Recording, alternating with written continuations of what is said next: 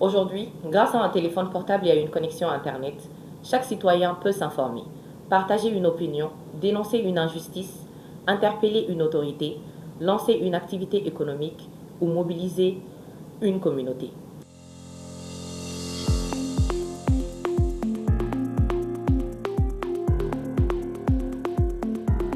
La lutte contre la cybercriminalité est donc légitime, nécessaire et même indispensable. Cependant, dans notre contexte particulier, la question ne se limite pas à la seule lutte contre les infractions numériques. Elle soulève également des interrogations profondes sur la liberté individuelle, la liberté d'expression et la participation citoyenne.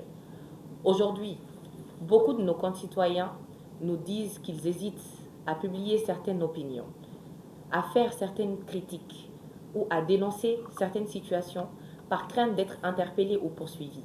D'autres reconnaissent ne pas reconnaître suffisamment les dispositions de la loi, ignorent souvent les frontières entre ce qui relève d'une opinion légitime et ce qui constitue une infraction.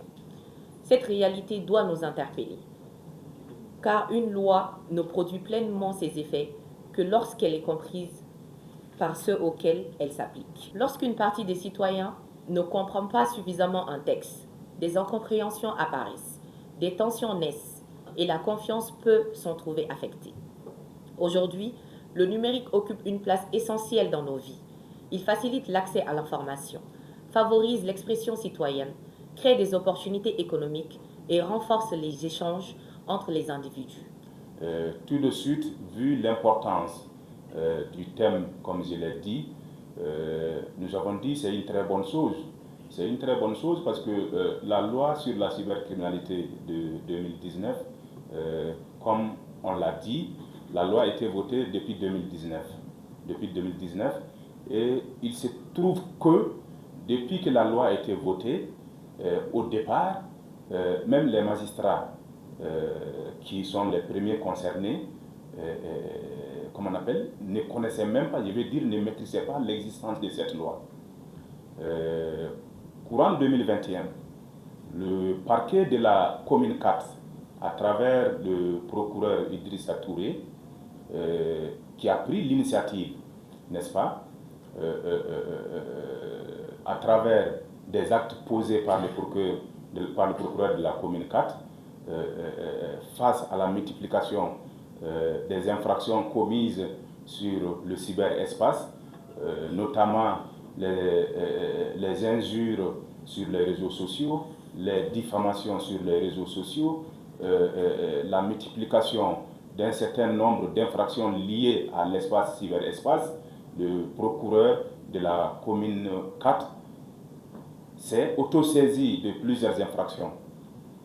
Et la loi, comme elle le dit à son article, comme elle dispose à son article 2, cette loi de 2019, en réalité, donnait à tout procureur de s'autosaisir ou soit par un plaignant qui peut aller saisir n'importe quel procureur pour engager des actions contre des personnes dénommées ou des personnes inconnues. Il suffit pour le procureur de s'autosaisir et d'ouvrir une enquête. Mais les autres procureurs, il faut le dire, à Bamako il y a 6 procureurs, les autres procureurs, il faut le dire, ils ne se s'autosaisirent pas. Ils n'appliquaient pas cette loi.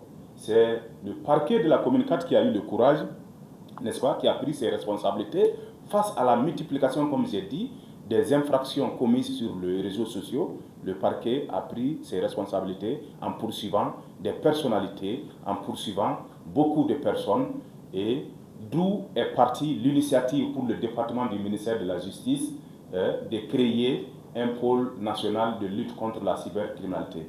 Et c'est ainsi que les premiers textes, notamment la loi de 2022, qui a été votée par le CNT, n'est-ce pas, qui a consacré la création du pôle national de lutte contre la cybercriminalité. Les compétences du pôle, les magistrats qui l'animent, notamment le parquet, le siège, et aussi les cabinets d'instruction ainsi que les brigades, n'est-ce pas, de lutte contre la cybercriminalité.